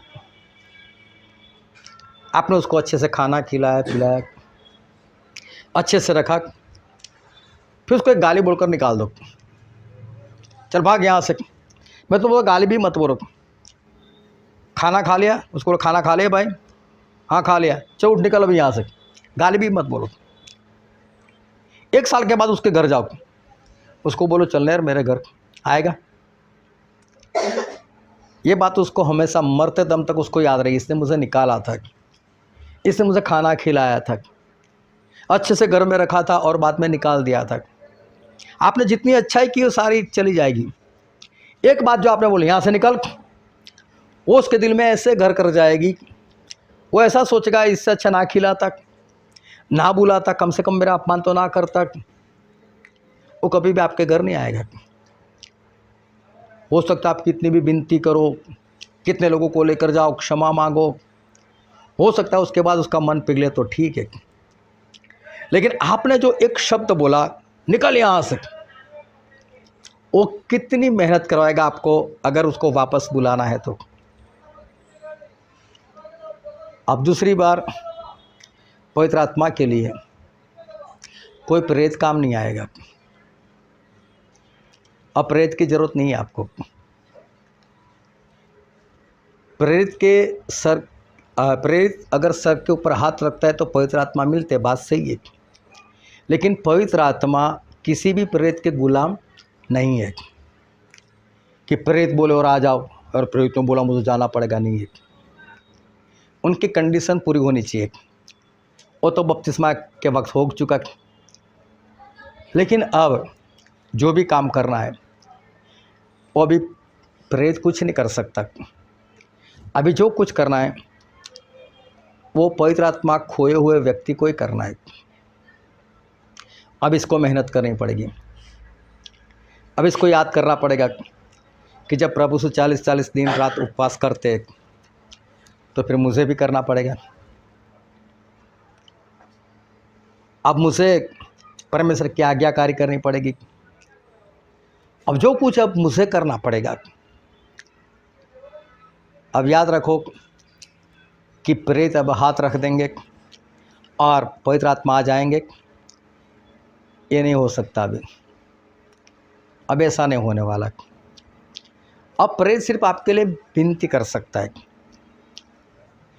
लेकिन मैंने जो पहले जो कागज़ दिया आप लोगों को और बोला कि इसके में अंदर जो भी आप पाप कर रहे हो वो लिखकर मुझसे दे दो। अभी आपको तो मालूम है आपने क्या क्या लिखा है। अभी आपको मेहनत करनी इस बात के लिए, इसे आपको दूर करना है। अभी कोई और दूर नहीं करेगा, अभी आपको खुद इसको दूर करना है। अब प्रेत का काम एक ही है कि आप लगातार उसके साथ संगति में रहो, बस उसे शिक्षा पाने में व्यस्त रहो, संगति में बने रहो, प्रभु भोज में बने रहो और प्रार्थना में लवलीन रहो। अगर ये 4 काम आप करते रहोगे, अब मेहनत से करना पड़ेगा क्योंकि पवित्र आत्मा की सहायता है नहीं। अब आपको जोर लगाना पड़ेगा, मुझे जाना है, मुझे करना है, मुझे करना चाहिए। जो पहली बार में इतना आसान था वो दूसरी बार में इतना आसान नहीं है। बस अब प्रेत एक ही काम करेगा, वो आपको सिखाता रहेगा, करो करो। अब मेहनत आपको करनी है। और देखो फिर भी मुश्किल कुछ नहीं।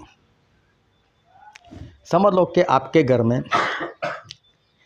दोपहर का वक्त था, 1 बज चुका था, आप खाना बनाकर आप खाने बैठ गए, आपने खाना खा लिया, खाना ख़त्म हो गया।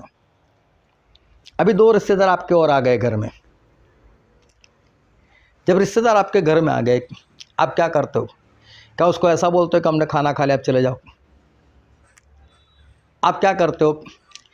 उसके लिए फिर से खाना बनाते हो और उसमें भी आपका करीबी रिश्तेदार आता है, तब आप खुशी खुशी बाहर भागते हो, मुर्गा बकरा कुछ भी लेकर आते हो। मेरे रिश्तेदार है, अच्छा बनाओ, अच्छा खिलाओ। मैं भी उनके घर गया था तो मुझे अच्छा खिलाया था। मैं बोलता हूँ यहाँ पर पवित्र आत्मा की ज़रूरत है क्या? यहाँ पर आपको पवित्र आत्मा चाहिए? नहीं ज़रूरत है उसकी, आप खुद ये काम कर सकते हो। पवित्र आत्मा की कब जरूरत होती है मालूम? जब कोई संगत वाला आता है, इसको खिलाना है, तब आपके अंदर वो वाला प्रेम नहीं आता जो कि रिश्तेदार को देखकर आता है, यार इसको भी मुझे अच्छा ही खिलाना चाहिए, इसके साथ भी मुझे वैसा ही व्यवहार करना चाहिए, वो नहीं आता। तो वहाँ पर जो आपका रिश्ता है वो अप डाउन है। एक विश्वासी है, एक रिश्तेदार है। रिश्तेदार की आपको ज़्यादा पड़ी है और जो संगत वाला है उसकी कम। इसको तो चल जाएगा, कुछ भी खिलाओ, वो नहीं मांगने वाला आपसे, आप जो भी दोगे खुशी खुशी खाएगा। लेकिन कोई है जो आपके हृदय को देख रहा है कि जब तेरे घर तेरे रिश्तेदार आए थे तब तूने क्या खिलाया था, कितनी मेहनत की थी। और जब मेरे लोग आए, क्योंकि विश्वासी मतलब किसके लोग? परमेश्वर, उसके लिए तूने क्या किया? उसके लिए आम वाला खुराक बनाकर खिला दिया, उसके लिए मेहनत नहीं की, उसके लिए बाहर नहीं भागे। मैं बोलता हूँ यहाँ पर पवित्र आत्मा की जरूरत यहाँ पर भी कहाँ है? जबकि वो काम आप आसानी से कर सकते हो अपने रिश्तेदार के लिए, तो क्या ये नहीं कर सकते? आया ना? पवित्र आत्मा की जरूरत नहीं है, आपको खुद मेहनत करनी पड़ेगी। ये तो मैंने एक उदाहरण सिर्फ खाने का दिया। आपके रिश्तेदार में कोई मर जाता है या कहीं पर शादी होती है, चाहे वो पास हो चाहे दूर हो, क्या आप खुद रेलवे स्टेशन नहीं जाते, बस स्टैंड नहीं जाते, क्या आप खुद टिकट खरीद कर आप उसके घर नहीं जाते? किराए से कार करवा कर क्या आप वहाँ पर नहीं जाते? बुकिंग करवा कर क्या आप वहाँ पर शादी, बर्थडे, जो भी हो, क्या उसमें नहीं जाते? क्या इसमें आपको पवित्र आत्मा की सहायता की ज़रूरत होती है? नहीं होती है। मेरा रिश्तेदार है, शादी है, बर्थडे है, मैं नहीं जाऊँगा तो कैसा लगेगा, उनको बुरा लग जाएगा, मेरा रिश्ता नहीं रहेगा, कैसे जाते हो? तो मैं बोलता हूँ जो संगति में जाना चाहे संगति पास हो चाहे दूर हो, क्या अब वहाँ पर जाने के लिए आपको पवित्र आत्मा की ज़रूरत है? नहीं है। जब वो काम कर सकते हो तो ये क्यों नहीं कर सकते? बात कहाँ पर आती है? समानता। ये मेरा रिश्तेदार, ये तो परमेश्वर की संगति, ये तो फिर भी कर लेंगे, कल कर लेंगे, परसों कर लेंगे, अगले संडे कर लेंगे, लेकिन मेरा रिश्तेदार नहीं। आपको ये डर जरूर लगता है कि मेरे रिश्तेदार के साथ मेरा रिश्ता नहीं रहा तो, ये डर नहीं लगता आपको मेरा परमेश्वर के साथ रिश्ता नहीं रहा तो? काम तो ये भी आप बिना पवित्र आत्मा कर सकते हो, लेकिन वहाँ पर आप छोड़ देते हो, आप कोशिश ही छोड़ देते हो। मैं आप सभी लोगों को जानता हूँ, आपके रिश्तेदार कहाँ कहाँ पर रहते हैं, किस तरह से आप वहाँ पर भागते हो, मोटरसाइकिल पर, कार में, ट्रेन में, बुक करवा कर, नहीं करवा कर। और मैं ये भी जानता हूँ कि जब अंकलेश्वर जाते हैं तब कौन कौन टिकट बुक करवाता है, कौन नहीं करवाता है। बस फर्क कहाँ पर है? प्रेम करने में। मैं बोलता हूँ यहाँ पर भी प्रेम करते हो, वहाँ पर पवित्र आत्मा की जरूरत नहीं पड़ती, तो यहाँ क्यों जरूरत पड़ती? आप ये भी काम कर सकते हो। अब दूसरी बार आपको मेहनत करनी है। आज आप आ गए, अच्छी बात है। अगर सोच कर आए होंगे कि वहाँ पर जाएंगे, स्टैनली भाई एक बार फिर प्रार्थना कर देंगे और हम पवित्र आत्मा से भरपूर हो जाएंगे, नहीं। पूरा बाइबल पढ़कर देख लो, बाइबल में स्वर्ग नहीं है। बाइबल में स्वर्ग जाने का रास्ता है, चलना आपको खुद को है। बाइबल कहीं किसी को स्वर्ग में नहीं ले जा सकता। बाइबल में नरक का रास्ता भी है, नरक के रास्ते पर चलो, आप खुद नरक में चले जाओ। बाइबल सिर्फ रास्ता दिखाता है, कहाँ पर जाना कहाँ पर नहीं जाना बस नसीहत देता है। बाइबल घसीट कर नहीं लेकर जाता।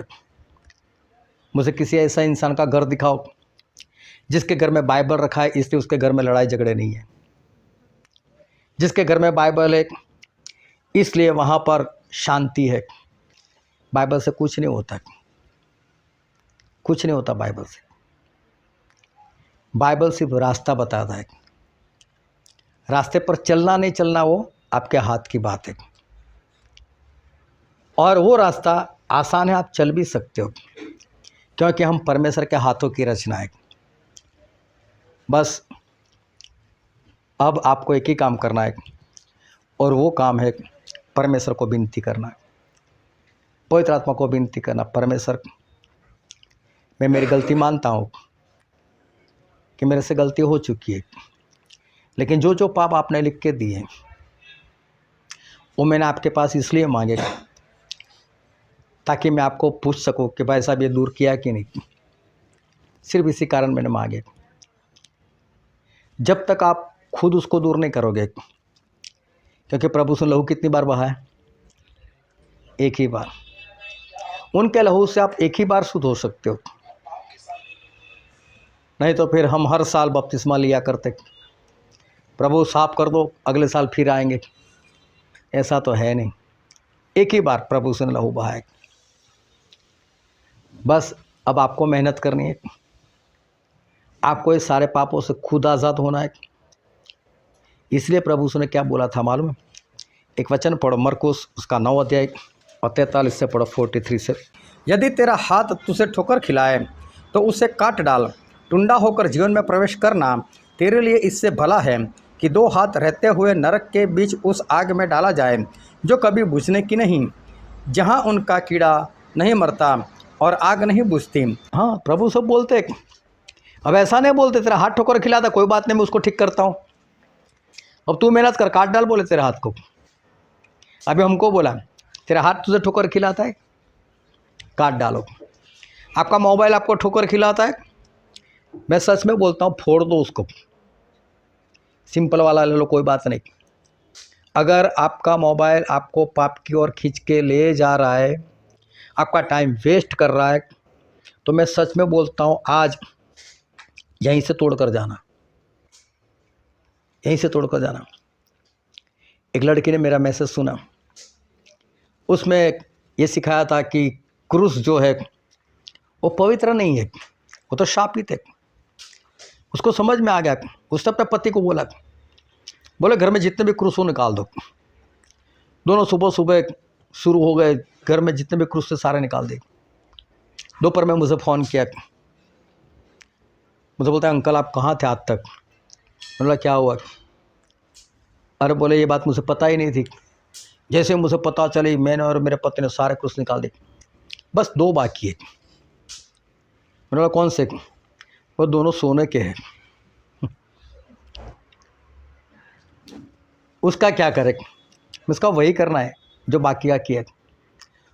बोला हम उसको बेच डालेंगे। बोला पैसा भी सापित है, हिम्मत है तो एक ही काम करो, उसको तोड़कर उसको कूड़े कचरे में डाल दो। मालूम नहीं उसके बाद ये काम किया या नहीं किया, मुझे नहीं मालूम। लेकिन देखो लकड़े का निकाल सकते और किसी का निकाल सकते, लेकिन सोना था तो एक सवाल हो गया क्या करें। एक श्रापित चीज़, लेकिन मेहनत अभी तो हमको करनी है। तेरा हाथ ठोकर खिलाए तो परमेश्वर से काट डाल तू उसको, बोले पहले मैंने सहायता की थी, अब नहीं, अब तू काट डाल तेरे हाथ को। तो मैं बोलता हूँ अगर आपका मोबाइल आपको ठोकर खिला रहा है, देरी मत करना, बिंदास से उसको तोड़ दो। 15, 16, 20 हज़ार अगर चले जाएंगे, लेकिन अगर स्वर्ग मिलता है तो बहुत अच्छी बात है। तोड़ दो उसको, कोई बात नहीं।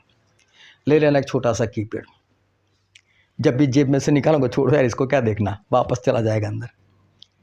और अभी कैसा होता है कहीं पर भी रखो, लो यार कुछ आया कि नहीं, फिर उसमें नहीं होगा कुछ आया है कि नहीं, निकालोगे चलो छोड़ो यार इसको रखो, कुछ नहीं है इसमें, बच जाओगे। मेहनत करनी पड़ेगी अभी आपको, जो भी ऐसी चीज़ है।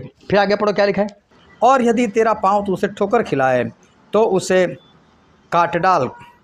लंगड़ा होकर जीवन में प्रवेश करना तेरे लिए इससे भला है कि 2 पाँव रहते हुए नरक में डाला जाए। अब फिर परमेश्वर बता रहे तेरा पैर ठोकर खिला रहे, बोलो उसको काट डाल, मतलब मेहनत करनी है।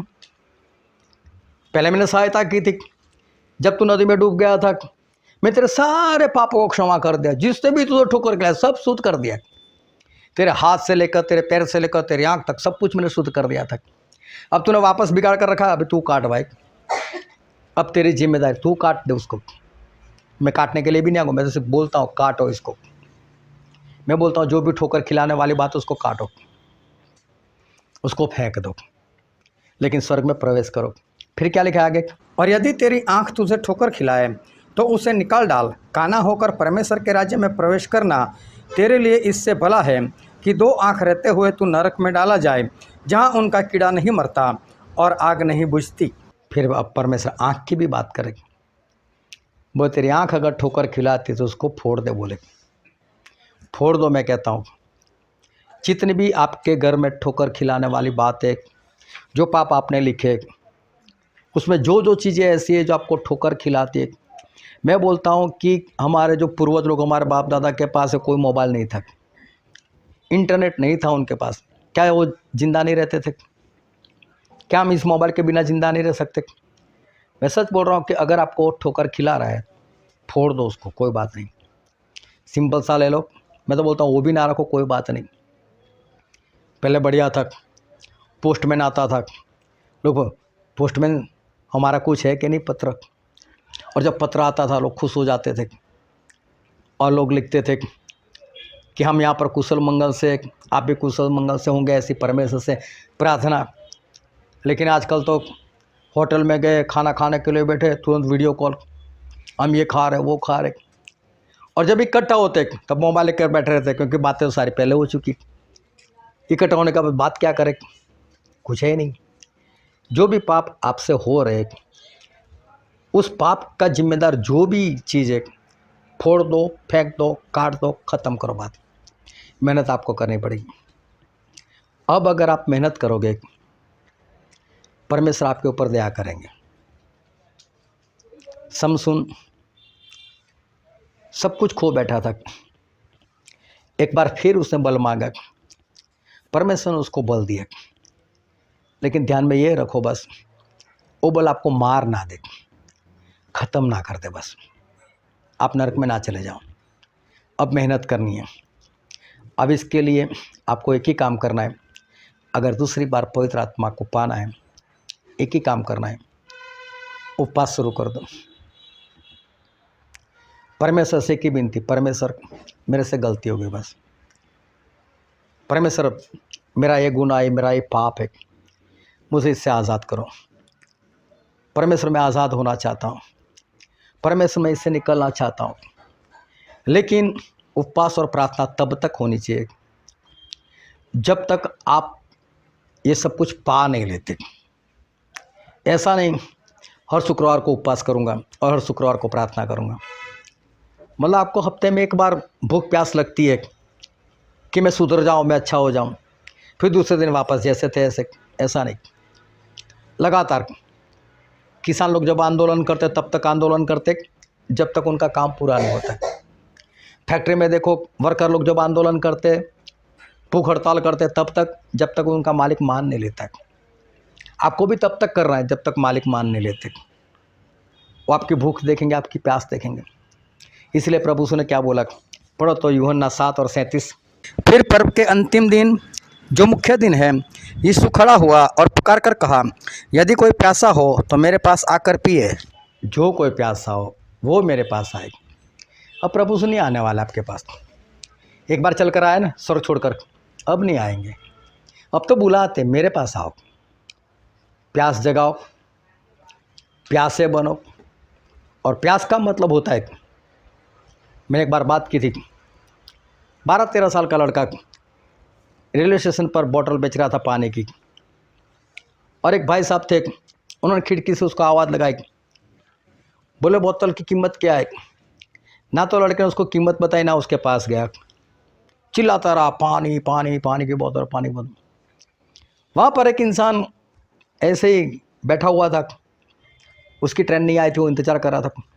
उसने देखा ये लड़का इतनी मेहनत कर रहा है, वो जो सामने से बुला रहा है, तो गया भी नहीं उसके पास। वो ट्रेन चली गई, लड़के को बुलाया, भाई इधर। जब वो अंकल तुझसे बुला रहे थे, तू गया क्यों नहीं उसके पास? उसने बोला, पानी की कीमत, तूने कीमत क्यों नहीं बताई? बोले, मेरा अनुभव है, जिसको प्यास लगती है ना, वो पहले बोतल लेता है, फिर पूछता है कितने पैसे, क्योंकि उसको पास प्यास लगी, वो पैसे के सामने नहीं देखता। इसको बोलते प्यास। ऐसी प्यास जगाओ। एक बात और मैंने बताई थी कि रेगिस्तान में इंसान चला गया था, उसको रेगिस्तान क्रॉस करना था, गलती से पानी लेना भूल गया था, और वहाँ कोई मटके में पानी बेच रहा था। पैसा एक गिलास का कितना? बोले 50 रुपये। बोले पागल हो गया, लूटने के लिए बैठा है। बोले एक गिलास 1 रुपये का मिलता है, तू 50 में बेचता है, तो कोई बात नहीं, रुपये वाला मिले तो ले लेना। कुछ आगे बढ़ा, थोड़ी सी प्यास और बढ़ गई, एक पानी वाला मिल गया। बोले गिलास पानी दे दे, क्या रेट है? बोले 500 रुपये। लूटने के लिए बैठा है, वो तो अभी 50 रुपये में दे रहा था। 50 रुपये कौन सा खरीदा था इसने? और आगे चला गया, प्यास बहुत लगी थी, और एक मटका वाला मिल गया। बोले गिलास पानी का कितना है? बोले 5000 रुपये। बोले लूटने के लिए बैठा था क्या? 500 रुपये में तो मिलता है, तो 5000 की बातें कर रहा है। देखो, ये कोई प्यास नहीं है। प्यास वाले कभी पैसा नहीं देखते। अभी तो प्यास बुझानी, उसको बोलते हैं प्यास। कहीं पर भी संगति हो, कितना भी पैसा खर्च करना हो, कितना भी वक्त खर्च करना, आपको करना पड़ेगा। कहीं पर भी जाना है, आपको खुद मेहनत करते जाना पड़ेगा। जो भी करना है आपको करना है। अभी हाथ काटना है, पैर काटना है, आँख को फोड़ना है, आपको करना है। अब प्रभु से बोलते हैं कि प्यास है तो मेरे पास आओ, बस मैं आ गया, अब आप जाओ पास में, और इसलिए अभी आपको जाना है। जो कुछ करना है आपको करना है।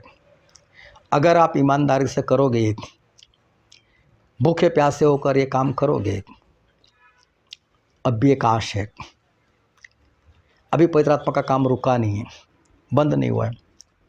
हो सकता है परमेश्वर की दया कृपा आपके ऊपर हो जाए और ये काम पूरा हो जाए, और आप एक बार फिर पवित्र आत्मा से भरकर अच्छे से जीवन जी सको। आखिर में एक छोटी सी बात बताना चाहता हूँ कि जब मैं मसीह में आया था तो मैं 33 साल का था। 33 साल 5 महीने और 6 दिन हो चुके थे। मुझे बहुत उस वक्त पश्चाताप हुआ कि काश मैं पहले से आ गया होता। तो बहुत मौके मिले थे मुझे भी परमेश्वर में आने का, जाता भी था फिर छोड़ देता, जाता छोड़ देता था। लेकिन इस बार मैं पक्की तरह से आया। पवित्र आत्मा क्या है मुझे मालूम नहीं, एंटी क्राइस्ट क्या है कभी नाम नहीं सुना था, बाइबल के वचन नहीं जानता सही से, बस कहानी सारी जानता था। प्रकाशित वाक्य में क्या लिखा है बस भविष्य के वचन लिखे, लेकिन समझ में तो वो भी कुछ नहीं था। उसके बाद मैंने बाइबल पढ़ना शुरू किया। मैं दिन में 12-12, 13-13 घंटे बाइबल पढ़ता था। उसके बाद जब हम आराधना करने के लिए बैठते थे, रात के 2:30, 3-3 बज जाते थे। सोने का ठिकाना नहीं, लेकिन उठने का ठिकाना 6 बजे। आज भी आप मेरा मोबाइल चेक कर लेना, आज भी मेरे मोबाइल में 6 बजे का अलार्म रखा हुआ है। चाहे मैं कितने भी बजे सो जाऊँ, लेकिन 6 बजे उठना पक्का ज़रूरी है बस। उसके बाद बाइबल इतना पढ़ना, संगति में जाना। संडे को मैं 3-3 संगति में जाता था। फिर जिस पास्टर के पास जाता था उसको मिलने के लिए जाना, उसके घर में जाना, उसको सवाल जवाब करना। कभी भी वो किसी दुष्ट आत्मा को वो डांटते रहते थे। मैं बोला हर बार आप दुष्ट आत्मा को डांटते रहते हो। किसी ने कुछ भी और बुखार आ रहा है तो बुखार की आत्मा को डांटो। कोई बोला मेरे अंदर व्यभिचार है, मुझसे पाप से आज़ाद, व्यभिचार की आत्मा को डांटो। मैं उनको बोला हर सभी का आत्मा ही होता है। बोला आत्मा ही होता है। मेरा बोले हमारा कसूर क्या? किसी के अंदर आत्मा आ जाता है, वो काम करवाता है, तो हमारा कसूर क्या? सही में उनका इसके पास उत्तर रही। मेरा टेंशन में आ गया। मेरा ये सारे काम तो आत्मा कराता है, अभी आत्मा हमारे अंदर आकर सारे पाप करवाए तो फिर हम जिंदा कैसे रहेंगे, परमेश्वर के पास कैसे पहुंचेंगे? फिर पता चला कि पवित्र आत्मा होते। तो मैंने पवित्र आत्मा के लिए काफ़ी खोजबीन की कि पवित्र आत्मा क्या है, किस तरह से पाया जाता है। मैंने भाई साहब को बोला, भाई साहब आप पवित्र आत्मा के ऊपर स्टडी रखो। वो ठीक है, हम हर बुधवार को बाइबल स्टडी रखेंगे। स्टडी भी हुई, लेकिन स्टडी में पवित्र आत्मा ही नहीं आते थे। मैं सोच में पड़ गया, पवित्र आत्मा शब्द ही नहीं आता तो मैं सीखूंगा कैसे पवित्र आत्मा के बारे में। ऐसे में किसी संगति में मैं चला गया और वहाँ पास्टर साहब ऐसे फूक मार फूक, और उनके 20-25 लोग थे, वो कुर्सी ले लेकर गिरे। मैंने बोला ये सब क्या हो रहा है? बस अंदर से एक आवाज़ आ रही है, क्योंकि मुझे बताया था कि पवित्र आत्मा आते लोग गिर जाते। बोला पवित्र आत्मा गिर गए। फिर सोच आती है पवित्र आत्मा गिराते क्यों है, ये गिरने से क्या फ़ायदा होता? नहीं यार पवित्र आत्मा नहीं है। फिर मुझे सोच आती है नहीं पवित्र आत्मा के विरोध में सोचना नहीं है, नहीं सोचना है। मैं चलो मैं भी चला जाता हूँ, मैं भी गिर कर आता हूँ। मैं भी गया। वो पास्टर साहब ने एक बार फूंक मार दी, कुछ नहीं हुआ। 2 बार मार दी, 3 बार मार दी, सर के ऊपर हाथ रख दिया, फिर भी कुछ नहीं हुआ। मैं टेंशन में आ गया, मेरे अंदर क्यों नहीं आते पवित्र आत्मा? तो वहाँ मेरा अंकल का लड़का उन्हीं के साथ जुड़ा हुआ था। मैंने उसको बोला, बोले मेरे साथ 2 बार ऐसा हो गया, मैं 2 बार आपके पास्टर के पास गया, मैं तो गिरा नहीं, तुम मुझे बताया रे क्या हो रहा है मेरे साथ? वो हंसने लग गया। बोला ऐसा नहीं कि गिर जाओ वही पवित्र आत्मा। मैंने बोला फिर है क्या पवित्र आत्मा, वो तो बता। उसके पास उसका भी उत्तर नहीं। मैं सोच में मैं करूँ तो क्या करूँ? पढ़ते पढ़ते एक वचन मेरे पास आया कुरिन्थी का, कि जिस तरह से इंसान के अंदर जो आत्मा होता है वो इंसान की सारी बातें जानता है, उसी तरह से परमेश्वर की बातें, परमेश्वर की आत्मा के सिवा कोई नहीं जानता। मतलब परमेश्वर की बातें जानने के लिए तो परमेश्वर का ही आत्मा चाहिए, मतलब पवित्र आत्मा ही चाहिए। तो सब कुछ तो पवित्र आत्मा है, पवित्र आत्मा पाओ बस। जो विजन मुझे हुआ था, बस पवित्र आत्मा के लिए मैं प्यासा हो गया, भूखा हो गया। मेरे पास कोई प्रेरित नहीं, मुझे मालूम भी नहीं था कि प्रेरित चाहिए। मुझे भी नहीं मालूम कि मेरा तो बपतिस्मा हुआ ही नहीं, मुझे बपतिस्मा भी लेना है। ना मुझे कोई बपतिस्मा सिखाने वाला, ना मुझे कोई पवित्र आत्मा के बारे में सिखाने वाला, ना मेरे पास कोई प्रेरित। परमेश्वर की कृपा, फिर भी मुझे पवित्र आत्मा मिले। बस मेरी भूख प्यास में परमेश्वर से बोलता रहा, परमेश्वर मुझे दो, मुझे दो, मुझे दो। और परमेश्वर ने मुझे दिया। मेरा बपतिस्मा तक नहीं हुआ था, फिर भी मुझे पवित्र आत्मा मिले। उसके बाद किसी ने मुझे बताया कि जब परमेश्वर आपका इस्तेमाल करने लगे, बोले बपतिस्मा ले लो, डूब कर बपतिस्मा ले लो। मैंने बोला बाइबल में लिखा है डूब कर, क्योंकि मैं खुद नहीं जानता था कि डूबना जरूरी है। फिर मुझे पता चला हाँ सही में बाइबल में तो लिखा है। फिर मैंने बपतिस्मा लिया। पवित्र आत्मा तो पहले से मिले हुए थे, अभी मुझे पता चला। फिर मुझे परमेश्वर ने बताया कि मैंने तुझे प्रेरित चुना है। ये बात भी किसी और के ऊपर प्रकट की, जिसने मुझे बताया तो मुझे इतनी भी खुशी नहीं हुई थी, क्योंकि मैं जानता ही था प्रेरित मतलब क्या, मुझे मालूम ही नहीं था। मैंने बोला होगा, प्रेरित भी एक शब्द है, प्रबोधक भी एक शब्द है, होगा, छोड़ो है। तो मैंने मान लिया होगा, चलो। लेकिन एक बार मुझे पता चला कि प्रेरित होता क्या है, उसके ऊपर कौन सी जिम्मेदारी होती है, परमेश्वर उसका किस तरह से इस्तेमाल करते हैं। जब ये सब कुछ मेरे जानने में आया, मैंने प्रेरितों का काम फिर से पढ़ा और जाना कि प्रेरित मतलब क्या।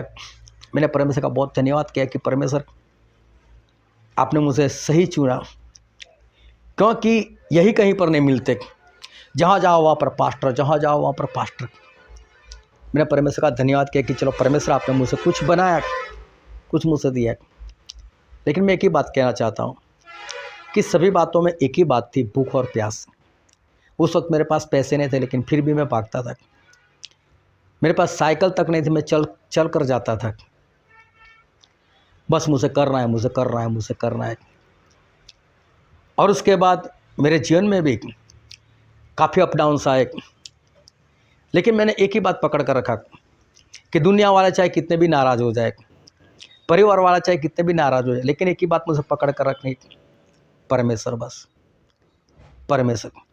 और किसी को जो भी बात करनी है करे, लेकिन बस मुझे परमेश्वर चाहिए। प्रभु से अपने सारे चेलों को भगा दिया, बोले जाओ मेरे लिए खाना लेकर आओ, क्योंकि वहाँ पर एक स्त्री आने वाली थी। उस स्त्री के साथ प्रभु से को बातें करनी थी।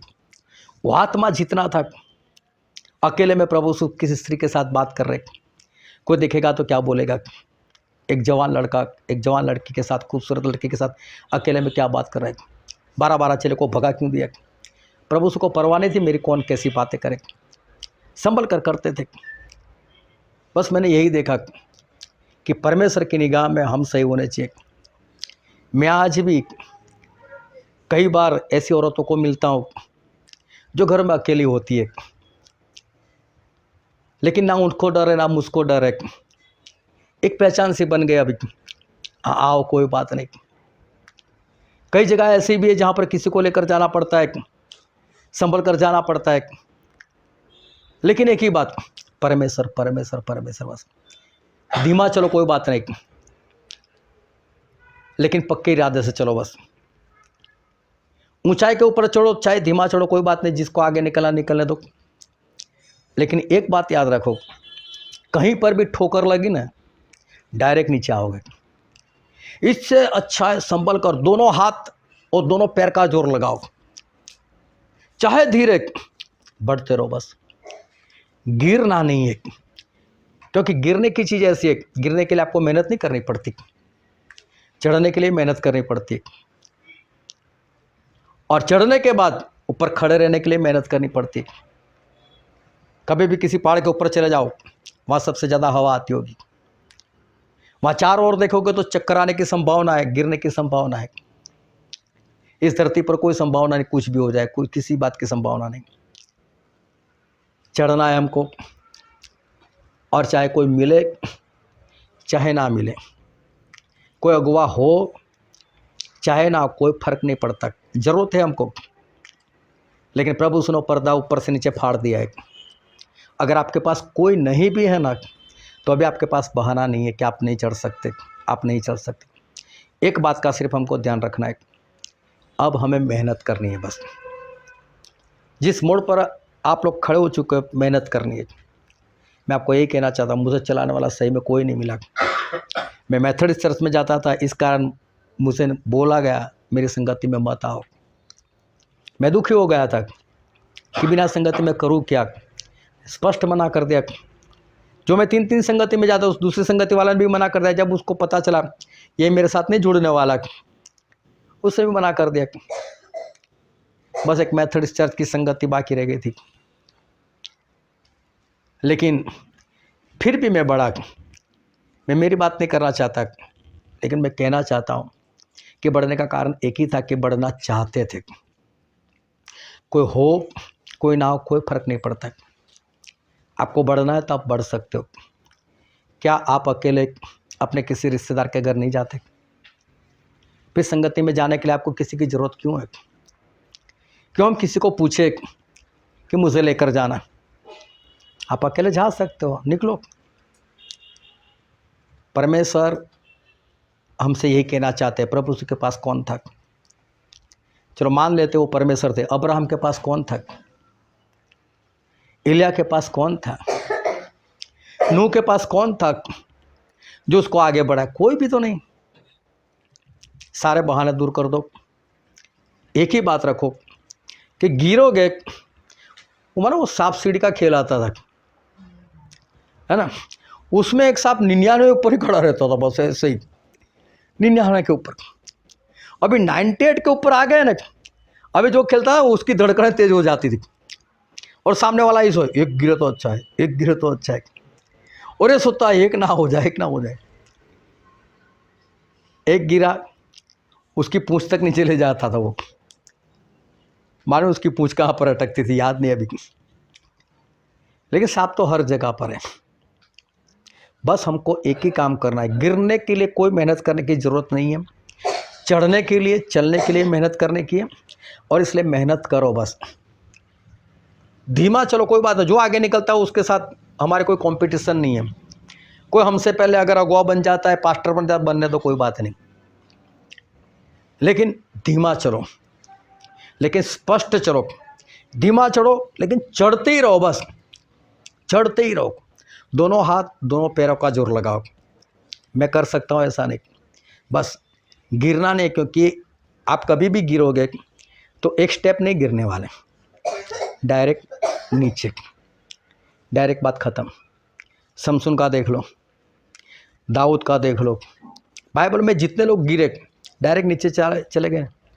दाऊद ने क्या बोला? परमेश्वर अगर आप होम बलि मेल बलि चाहते तो मैं वो दे देता, लेकिन आप इससे तो खुश नहीं होते, मेरे से पवित्र आत्मा मत ले लेना।